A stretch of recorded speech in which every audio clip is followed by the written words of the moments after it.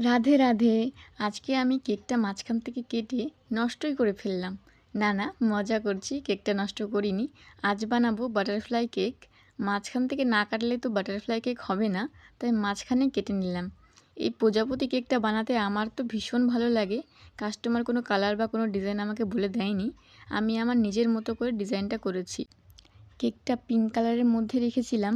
প্রজাপতির এক সাইডে ডানাটা সিম্পল রেখেছি, জাস্ট কেক নাইফ দিয়ে একটু ডিজাইন করে নিয়েছিলাম।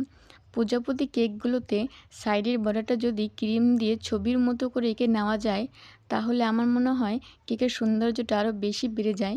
এখানে আমি একটা ভুল করেছিলাম। প্রজাপতি কেকগুলোতে কেক বেস সবসময় একটু বড় নিতে হয়, কিন্তু আমি ভুল করে ছোট নিয়ে নিয়েছিলাম। সেই জন্য নিচের বর্ডারটা দেওয়ার সময় আমার একটু অসুবিধাই হচ্ছিল, জায়গা ছিল না। আর এক সাইডে ডানাটায় ফুল দিয়ে ভর্তি করেছিলাম।